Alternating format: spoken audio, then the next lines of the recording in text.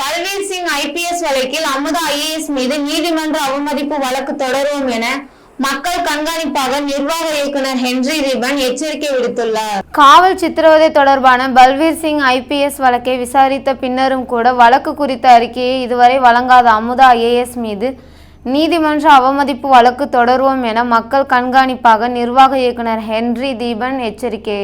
நெல்லை மாவட்டம் அம்பாசமுத்திரத்தில் ஏஎஸ்பி ஆக பணியாற்றி வந்த பல்வீர் சிங் விசாரணைக்காக வந்த இளைஞர்களின் பல்லை பிடுங்கி சித்திரவதை செய்த விவகாரத்தில் இதுவரை எந்த ஒரு நடவடிக்கையும் எடுக்கப்படவில்லை என்பதுடன் பல்வீர் சிங்கை பாதுகாக்க தமிழக அரசு முயற்சித்து வருவதாக மக்கள் கண்காணிப்பாக நிர்வாக இயக்குனர் ஹென்றி தீபன் குற்றம் சாட்டியுள்ளார். இன்று மதுரையில் உள்ள அவரது அலுவலகத்தில் செய்தியாளர்களை சந்தித்த அவர், திருநெல்வேலி முதன்மை நீதிமன்றம் முன் நிலுவையில் உள்ள 4 காவல் சித்திரவதை வழக்குகளில் பல்வீர் சிங் ஐபிஎஸ் மற்றும் அவருடைய குழுவில் உள்ள 13 பேர் குற்றப்பத்திரிகையில் குறிப்பிட்டுள்ளனர்.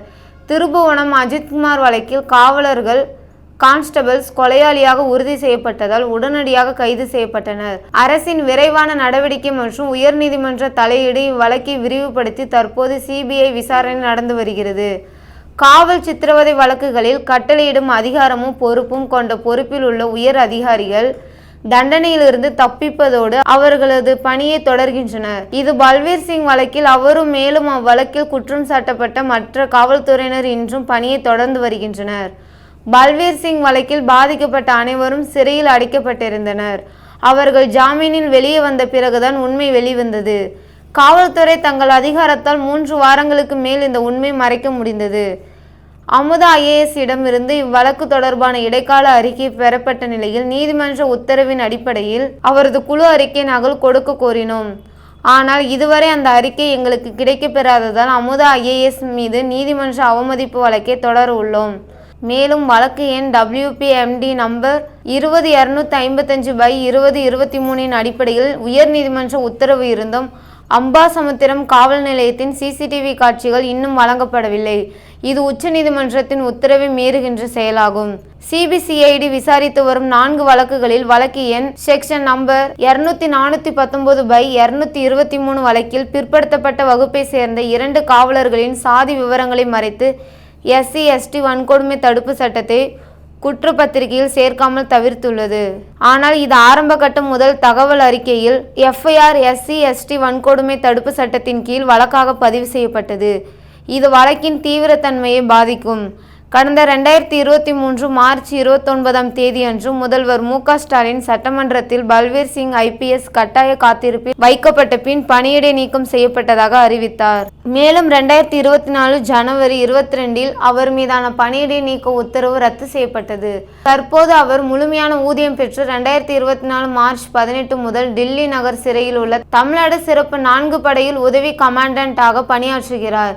திருநெல்வேலி நீதிமன்றத்தில் வழக்கின் முதல் விசாரணை 2023 டிசம்பர் 13 அன்று நடைபெற்றது. இதுவரை நடந்த 22 விசாரணைகளில் பல்வீர் சிங் 10 முறை மட்டுமே நேரில் வந்து ஆஜராகியுள்ளார். வழக்கின் விசாரணை இன்னும் தொடங்கவில்லை. மேலும் இந்த சித்திரவதை வழக்கில் பாதிக்கப்பட்டவர்கள் இன்று வரை இழப்பீடு வழங்கவில்லை.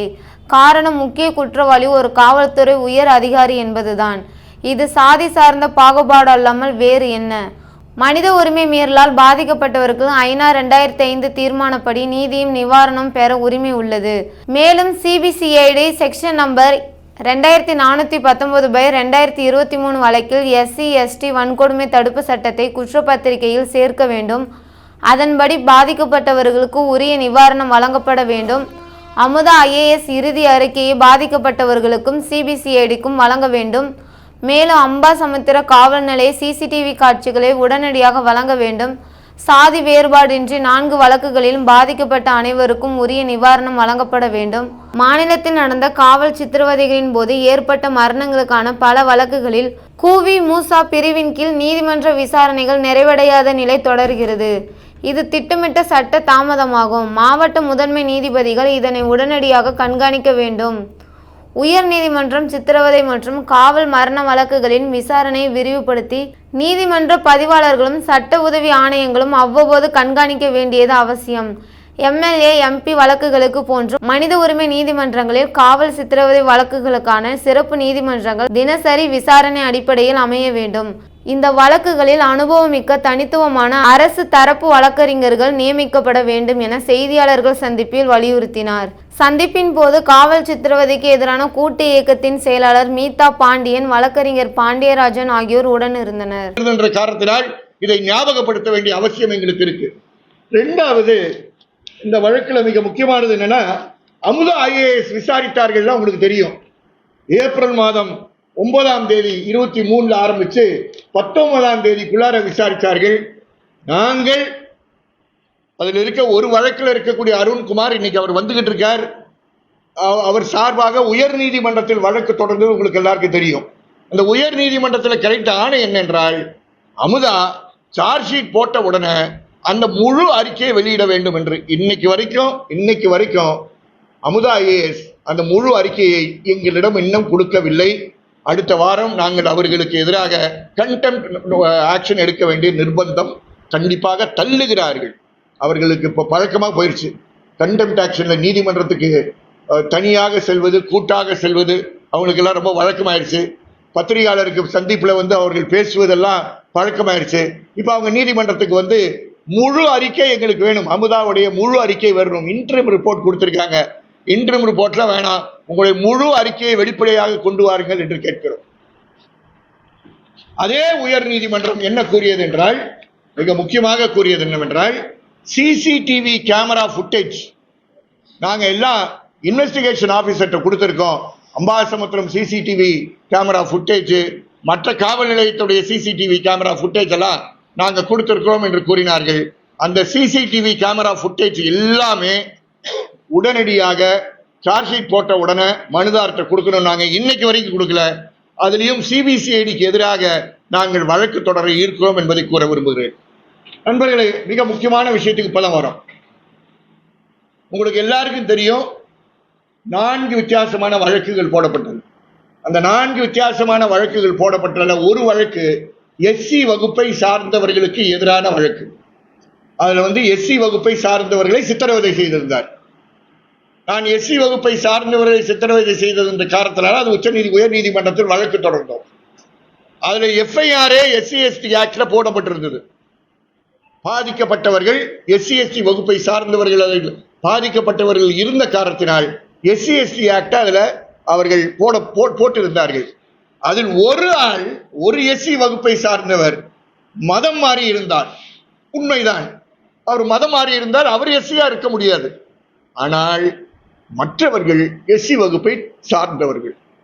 அப்ப நீங்க அந்த அருண் குமார் என்பவர், நீங்க SC/ST ஆக்ட்ல அவருடைய புகாரை நீங்க எடுத்துக்கொள்ளாமல் இருக்கலாம்.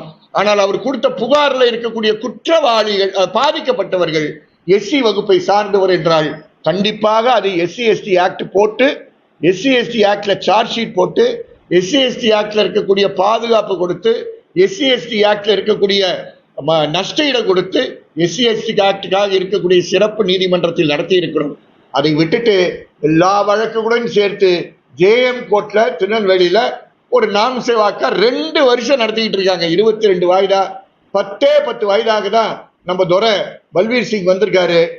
இது மானத்தை, தமிழக காவல்துறையுடைய மானத்தையும், தமிழக காவல்துறைக்கு பொறுப்பாக இருக்கக்கூடிய மாண்புமிகு முதலமைச்சருடைய மரியாதைக்கு எதிராக இருக்கக்கூடிய ஒரு நிகழ்வு என்பதை கூற விரும்புகிறேன். ஆகவே நாங்கள் இன்று கேட்பது என்னவென்றால், தயவு செய்து முதல்ல எந்த ஜாதியை சார்ந்தவர்களாக இருக்கட்டும், அவங்க பாதிக்கப்பட்ட அந்த நபர்கள், அந்த 4 வழக்கில் இருக்கக்கூடிய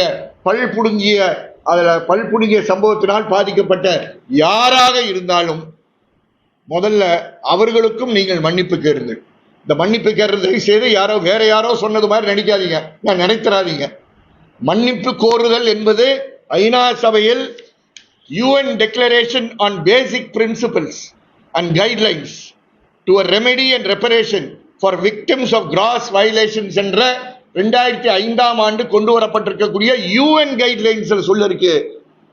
பாதிக்கப்பட்டவர்களுக்கு பொறுப்பாக இருக்கக்கூடியவர்கள் மன்னிப்பு கோருதல், right to an apology for a victim அப்படின்னு கூறியிருக்கு.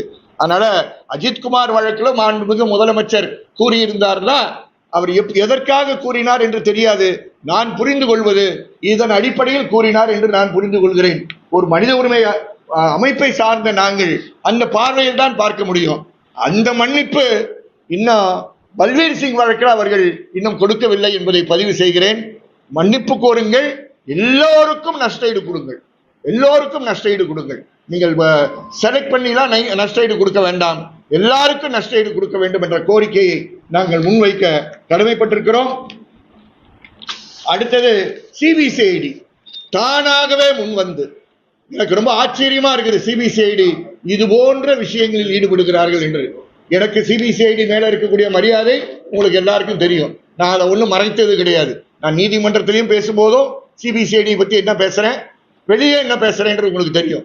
சிபிசிஐடி இந்த வழக்குல ஒரு ஐபிஎஸ் ஆபீசர் இன்வால்வ் இருக்கக்கூடிய வழக்குல SC/ST ஆக்ட போட்டுட்டு அதுக்கப்புறம் ஒரு கம்ப்ளைனன்ட் மட்டும் அவன் SC என்ற காரணத்தினால நீங்க மாற்றி இருப்பது என்பது தவறு. அந்த தவறை நீங்களே மாற்றவில்லை என்றால் வழக்கறிஞர் பாண்டியராஜன் அடுத்த வாயிலால உங்களுக்கு அங்க குண்டு விழும். நீங்களே செய்வதுதான் உங்களுக்கு மரியாதை.